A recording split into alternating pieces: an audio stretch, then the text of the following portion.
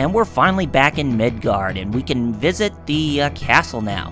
What's going on, everybody? This is Double RPG here, and welcome to another episode of Double RPG Let's Play with Tales of Phantasia on the Super Famicom. In today's episode, we made our way back over to Midgard, where we are going to visit Edward D. Morrison once again, and we will get initially prepared for the Valhalla conflict that is about to ensue. So let's get on with this episode that is already in progress, shall we? And it'll take about a minute for Edward to get over here, as since this game is, you know, sticking by that little agenda, I suppose.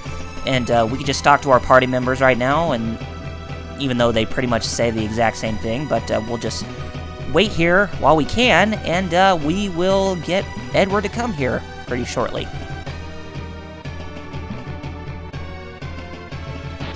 And here they are. And someone is coming, Clarth.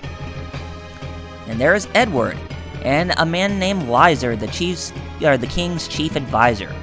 And Lysen is a half-elf himself, and he's very surprised that the heroes who saved Alvanista was them, you know, was children. And Archie is now explaining what is starting to wonder about Dows's true motives, whether if he's actually trying to destroy the world.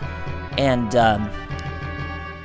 Kless says that she's right, because we don't know that much about Dow's, or where he comes from. We don't even exactly know what race he is, but since he's from the certain place that many of us know about, since I won't spoil it, many suspect that he is a half-elf, or some may suspect that he is a human. It's hard to say at this point, because the people at Namco Tales Studio, they haven't officially said anything about what race that Dow's is, associated with. Okay, we finally met with Edward and Lysen there, and we're going to go ahead and we're going to make our way over to the audience chamber where we can talk to the king.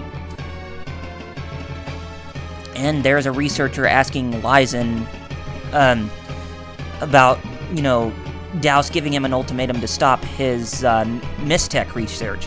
Now, Mistech in this game is the same as Magi technology, as in Tales of Symphonia, so they're essentially the same thing. So, in the GBA localization, I think that also in the PS1 translation, it's called Magitech, just to represent Magi technology. And so yeah, we're like with this game, when trying to stay away from the other games, we'll just call Magi technology in this game Mistech. And they talk about them pouring their funds into a secret weapon that will ultimately help them win the war. And they wish for our strength here in Midgard, so that way we can help them in the upcoming war that's about to ensue. And after they win the war, Lysen says that he will grant Clarth the opportunity to study magic in the Research Academy, since the new weapon that they're proposing will enable humans to use magic, even though it's physically impossible to do that inside the inside the world in this game, because humans are more the brunt characters, while the elves have the power of Magi technology. And I think I also said this before, but Lysen is a half-elf, so yeah, that's why, well, either he's a half-elf or he's a well, he could be a human, I don't know, but I think he's just helping with the creation of the Magi, or the Mistech canon. And let's see, what else did I want to say? Oh yeah, Lysen's name is, if you played Tales of Phantasia on the GBA or in the PS1 translation, his name, the way they say his name is actually Ryzen. I suppose it's supposed to represent, like his name is supposed to represent the light, like lightning or thunder or whatever, since he is a very, he's a man that kind of has a strong status within the city of Midgard or something. Yeah, I guess that's what they were going for. Okay, since we're here, we're gonna put some items on our characters, just to help us prepare for the upcoming battle that's about to ensue. But I don't think we're gonna get on with the battle or get on with the war in this episode, as we'll get onto it in the next. But we will get to the part where things will be set in motion. As right now, we're just kind of learning about the stuff that the people in Midgard are funding to help win the war against Daus, and then we should be able to make our way outside, as Archie will have something that she wants to do before the upcoming battle. And let's go ahead and head outside here. And let's go ahead and head out the front door.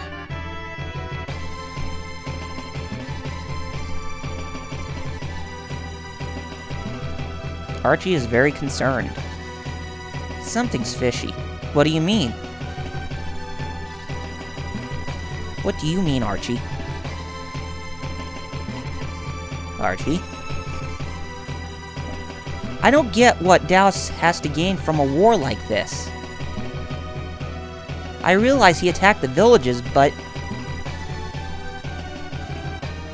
But what?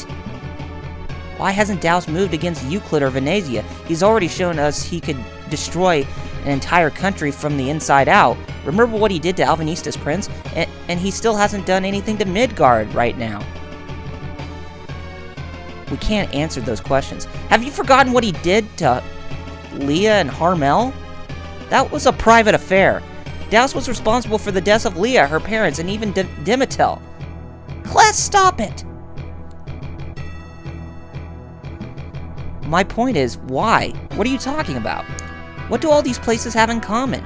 Well, because the other villages haven't been attacked. There must be some connection between this place, Harmel, and Midgard. I mean, the other places, Harmel and Midgard. Well, I'm stumped. Let's go ask my father. I need to see him anyway. Now, there's a gigantic war about to begin, and you want to see Daddy? That's ridiculous. So, regardless, we are gonna go talk to Bart back at Archie's house, which is in the Lone Valley. So, she's pretty mad.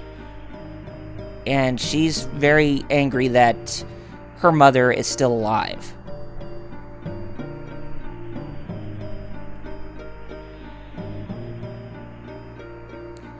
And then Bart's going to explain to us why his wife, who is an elf, you know, that we saw over in the Ymir Forest or in the Elven Village, about why the elves decided to close themselves off to human society. And you'll see why much, much later. Luce, that's her name.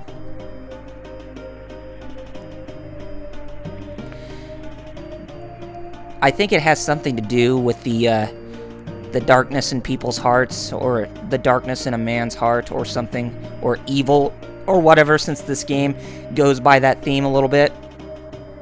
You know, that humans and half-elves have,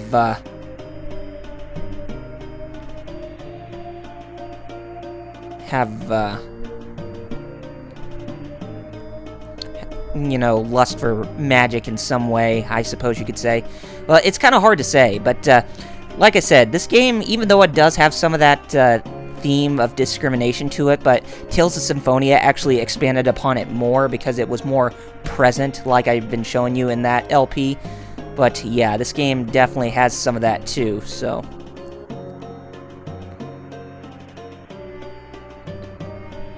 Error of your ways.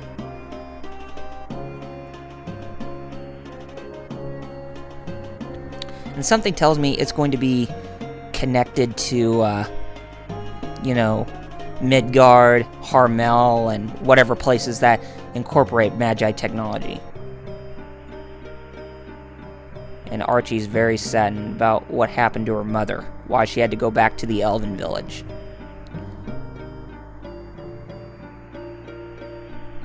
Anyway, Clarth is going to ask a few questions. There's got to be some connection between the Scarlet family and Midgard. Well, they moved to Harmel from Midgard several years ago, and supposedly they were working on some top-secret project for the government. So, it has something to do with magic, as it is his only weakness that we can, you know, manage to hurt him with. So, with the Mistech cannon, I think it's going to pose quite a problem. So we finally made it back to Midgard, and there is some commotion over at the castle gate. And a demon has kidnapped a child beyond that gate. So, yes, we're gonna have to try and stop it. And there is Mr. Morrison, or Edward, who's trying to fight against this demon. Gestorna is the enemy's name. And he says that Daus has accepted Midgard to go into war with him. And what a coward that Gestorna is. But he's going to tell Archie to watch carefully as what he's going to do right now, since he is magic-based. And he used teleportation to free the child. But Gestorna has bigger fish to fry as he stabs Edward. And he said that the magic he used was a preliminary form of magic-induced time travel. And, so as we can see right now, yeah, Edward is going to sacrifice himself to stop the demon that was, you know, here in Midgard. So that's twice a Morrison has saved us. Edward and Tornix. Similar connection. Archie, do you still have any doubts about how we need to deal with Daus? You saw that. That coward would do anything to see us dead as he doesn't have to show up himself. Alright, I'll keep my mouth shut from now on. So, that, even though he's dead, has history changed? It's hard to say, but like Kless says, that was the second time that a Morrison saved them from death. Anyway, here we are at the mission briefing that's about to take place. I mean, that is about to show, you know, the war that's about to take place. And Daus's castle is the northeast of their country. Right there. And his main line of defenses will be crossing the bridge there that connects between Midgard and his castle. Or Midgard and Daus's island. And the only way to get there is that the commander is going to be there, and we need to take out that commander to make sure that the forces retreat. And in order to get over there, it would take at least 5 days, you know, at a normal pace, but we need to get there much, much quicker so that way we can deal with the enemy. Because if we don't take out the commander in 5 days, then Midgard is going to be in much, much danger. So he's displaying the groups who are heading or he's saying the leaders who are going to lead the 4 groups, and Clarth is going to be the leader of the 4th group, where, you know, Kless and his party are going to take place, or, you know, take the role. And Lysen has really good faith in that we will succeed, just like Morrison. Really nice.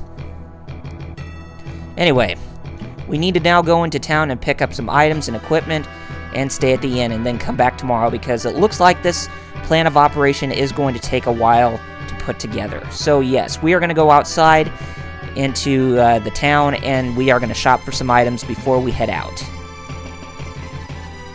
Just go ahead and leave the castle gate here, and let's go ahead, and I think we'll head to the item shop first, because I don't think we need to get any equipment at this point, because the only thing we got here is the Mecha Halberd. And there's not a lot of equipment or armor for us to wield, so we'll just go ahead and we'll just get what we came for. And we're kind of running short on funds, so we're going to need to be careful. But it shouldn't be a problem once as we enter the first stage of the conflict that is about to ensue, because we will get a lot of money that way. Okay, here we are at the Hyatt Inn, and then Lysen has said everything about them at the end, and they are going to let us stay for free, which is very, very, very, very, very, very, very, very, very nice. And notice how I said very a lot. Yes, I can. You know why? It's like I said, because I can. Haha! Okay, now since that is done, we can finally move back up into the castle, where we are going to reunite with Clarth, and then the mission, or the first stage of conflict to begin the battle will ensue. but not until the next episode. But anyway, here we are, as Lysen and the 3 other commanders are there leaving, and they finally finished up the meeting. So the plan is, it's obvious that the soldiers, they didn't need the help from outsiders like us, and we'll just have to prove to them that they couldn't have done this battle without them, since they are the only ones who could defeat Daus in this time. Or who have the power to defeat Daus. And there is the Mistech Cannon. But we will not use it in the first stage of the battle. In the year 4202.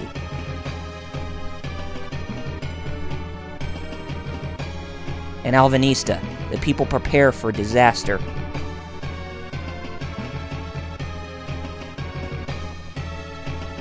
The bloodiest war in history, the Valhalla conflict.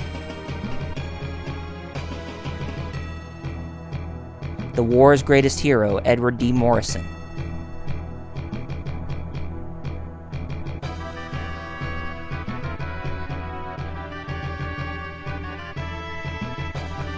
Has his death changed the outcome of the war?